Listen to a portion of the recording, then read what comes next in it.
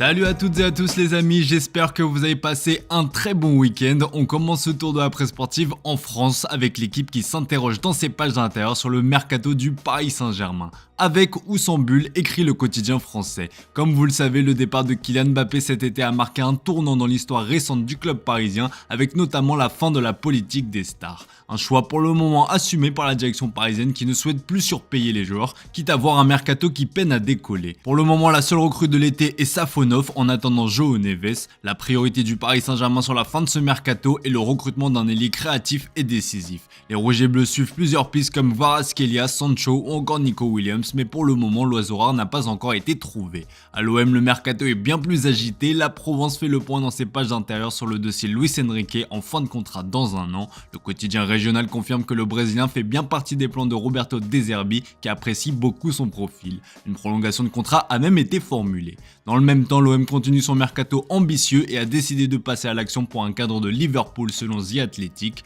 Le média britannique fait état d'une approche officielle et même d'une offre pour Wataru Endo, le milieu de terrain japonais recruté pour 20 millions d'euros de Stuttgart il y a un an. Le Daily Express relaye aussi cette info mais précise que l'offre de 14 millions d'euros pour le milieu des Reds a été repoussée.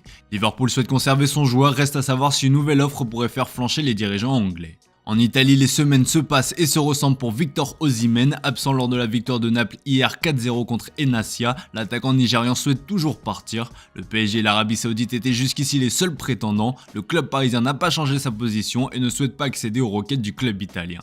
D'après le Corriere dello Sport, la situation pourrait se débloquer avec la venue de deux nouveaux prétendants venus d'Angleterre. Selon le quotidien transalpin, Arsenal a montré un intérêt pour le buteur, tout comme Chelsea.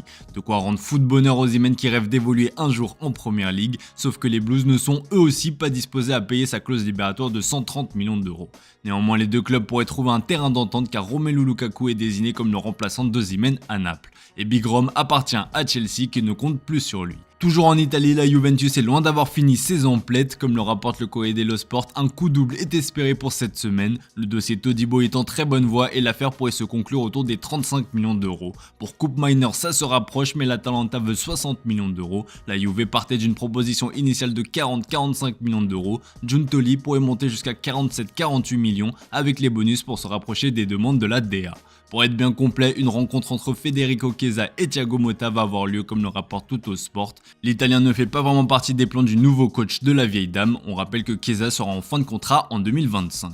Direction l'Angleterre avec un alléchant Arsenal-Manchester United hier qui s'est soldé sur une victoire 2-1 des Gunners, un match amical qui a laissé des traces du côté des Red Devils avec les sorties sur blessure d'Hojlund et de Leny Yoro. Les blessures à United inquiètent encore, se désole le Manchester Evening News ce lundi matin. Le Danois avait idéalement lancé la rencontre pour les siens en ouvrant la marque avant donc de se blesser. Recrue phare de l'été, Yoro est aussi sorti sur blessure au bout de 30 minutes de jeu.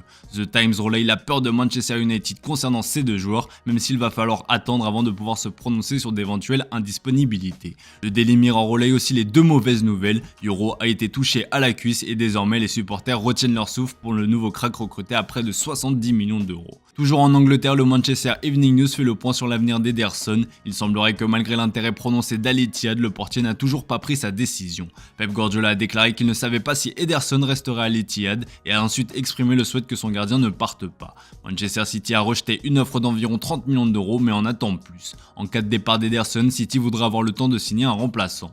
On file en Espagne avec l'aventure américaine qui débute pour le Real Madrid comme le placarde le journal Marca dans son édition du jour. Le club madrilène s'est envolé pour les États-Unis et va démarrer sa préparation avec 3 gros matchs au programme avant la Supercoupe d'Europe face à l'Atalanta. L'AC Milan, le FC Barcelone et Chelsea seront les adversaires des Madrilènes qui devront composer sans la nouvelle star Kylian Mbappé et Vinicius Junior. Comme l'indique Relevo, ces absences ont des conséquences financières pour le club. Selon le média espagnol, il reste près de 6000 places à vendre encore dans le stade de Chicago pour la rencontre face au club milanais.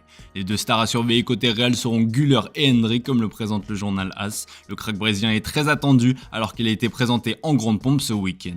Pour Mbappé, il va falloir attendre le 7 août prochain pour le voir intégrer le groupe. En attendant, on apprend par le média généraliste espagnol Voz Populi que le français a mis les finances du géant madrilène en PLS. Le Real Madrid a eu recours à une importante extension des lignes de crédit pour se permettre de payer le salaire et la prime du français. Le club espagnol a notamment dû emprunter près de 130 millions d'euros, une somme qui permettrait d'avoir une marge de manœuvre face aux dépenses pour sa nouvelle star, à commencer par sa présentation. A noter que la prime à la signature de Mbappé, estimée à 130 millions d'euros, sera versée sur 5 ans en accord avec le joueur. On termine ce tour de la presse sportive avec le dossier chaud de l'été, celui de Nico Williams. Comme le rapporte le Mundo Deportivo dans ses pages d'intérieur, c'est la semaine de Nico Williams. Courtisé avec insistance par le FC Barcelone et le PSG, le crack espagnol devrait prendre sa décision très prochainement. Le club catalan reste à l'affût et en ce sens, on apprend que Deco, le directeur sportif découlé, n'a pas pris l'avion pour la tournée aux États-Unis.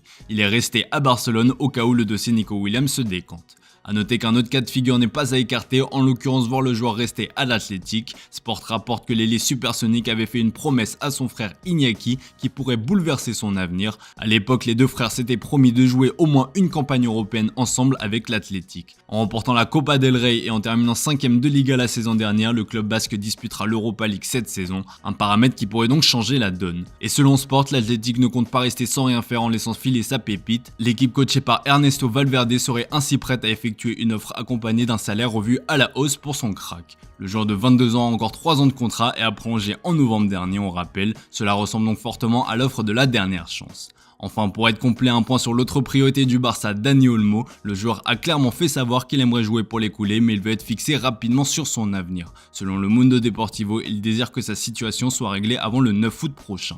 On rappelle que le RB Leipzig souhaite récupérer 60 millions d'euros pour son milieu offensif. Voilà les amis, c'est tout pour ce matin, merci pour votre fidélité, excellente journée à vous. Comme d'hab, on se retrouve en fin d'après-midi pour le traditionnel JT Foot Mercato.